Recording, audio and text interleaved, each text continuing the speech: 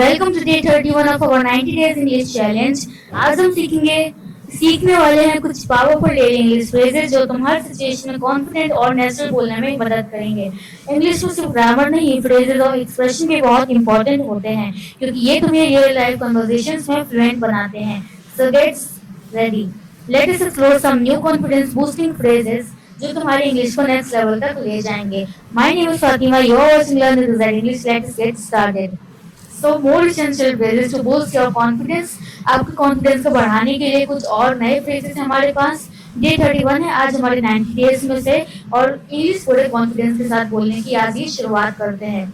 सो सबसे पहला, how to ask for help. अब हेल्प के लिए आप कैसे पूछोगे किसी से? तो simple and direct, what does this mean, मतलब ये वर्ड का क्या मीनिंग है, ठीक है। What does this mean. और polite request, can you please explain, मतलब क्या आप प्लीज मुझे दोबारा समझा सकते हो। तो एग्जाम्पल, ये वर्ड का मतलब क्या है, what does this word mean. इस तरीके से आप दूसरे से हेल्प मांग रहे हो, यानी पूछ रहे हो। प्रो टिप अगर मैं आपको इसमें भी दूं, तो जब तुम पोलाइटली पूछते हो तो तुम्हारी इंग्लिश और रिस्पेक्टफुल और कॉन्फिडेंट लगती है।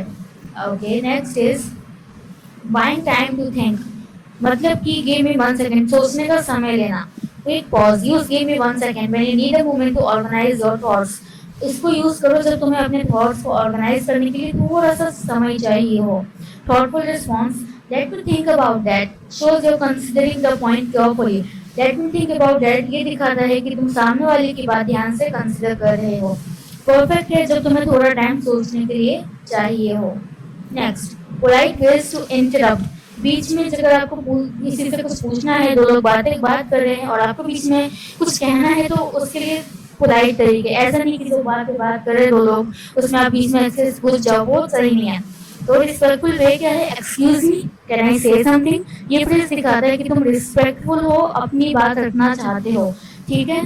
Gentle approach, requires sorry to interrupt but, ये भी एक फ्रेज है और ये दिखाता है इंटरप्शन को सॉफ्ट और पोलाइट बनाता है। इसका बेस्ट यूज जब करना है जब perfect for meetings, group discussions, या जब कोई बोल रहा है और तुम्हें अपनी बात ऐड करनी हो, तब ये बेस्ट है। नेक्स्ट, एक्सप्रेसिंग एग्रीमेंट, मतलब जब आप किसी के लिए पॉजिटिव सोच रहे हैं, आई अग्री कर रहे हो आप उसकी बात के साथ, तब आप उसका यूज करते हो। फॉर्मल एग्रीमेंट क्या होता है, आई अग्री विद यू। ये फ्रेज प्रोफेशनल और कैजुअल दोनों सिचुएशन में परफेक्ट है। स्ट्रॉन्ग एग्रीमेंट, एग्जैक्टली, ये तब यूज होता है जब तुम कंप्लीटली सेम ओपिनियन शेयर करते हो। और मिक्स इट अप, बिल्कुल सही कहा, इसका मतलब ये होता है कि थोड़ी देसी वार्मथ ऐड करता है और तुम्हारा रिस्पॉन्स थोड़ा नेचुरल भी लगता है। नेक्स्ट, डिसएग्रीमेंट को पोलाइटली एक्सप्रेस करना, ठीक है, यानी आप किसी की बात से सहमत ना हो तब आप उसे पोलाइटली कैसे एक्सप्रेस करोगे। So first, acknowledge and default, I see your point but, ठीक है, ये एक फ्रेज है, I see your point but it is something different, ऐसा आप जो बाकी का सेंटेंस है वो बोलोगे। ये फ्रेज दिखाता है कि तुम रिस्पेक्टफुली डिसएग्री कर रहे हो while sharing your own view, ठीक है।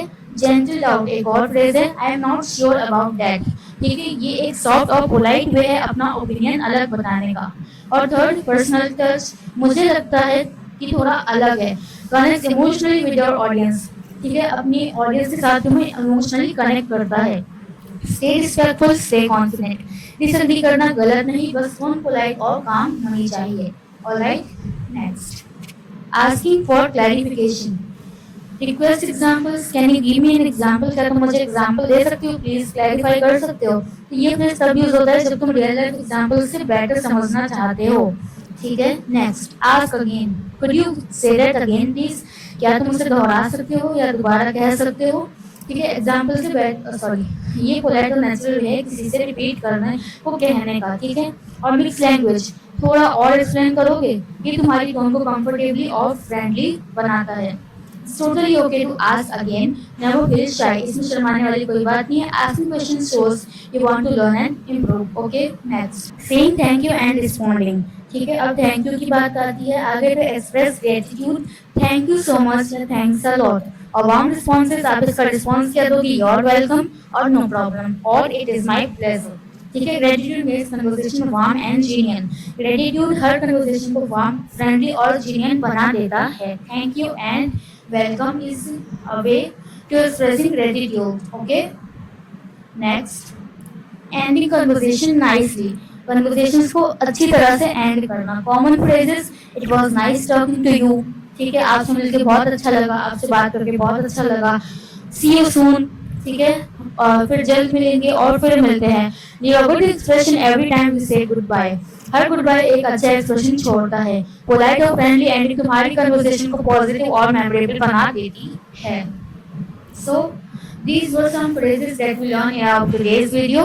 और अब आप तैयार हैं, किसके लिए तैयार है भाई? डेली प्रैक्टिस के लिए।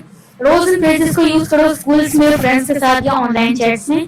जितना ज्यादा यूज करोगे उतना ही कॉन्फिडेंस और फ्लुएंसी आएगी। Keep smiling, remember practice makes perfect, stay positive and enjoy your learning journey. याद रखो, प्रैक्टिस ही इंसान को परफेक्ट बनाती है। पॉजिटिव रहो और अपनी इंग्लिश लर्निंग जर्नी को एंजॉय करो। टुगेदर वी गो, हम लोग साथ में सीख रहे हैं। You have got this, let's do this together and shine. Let's keep learning, growing and shining together.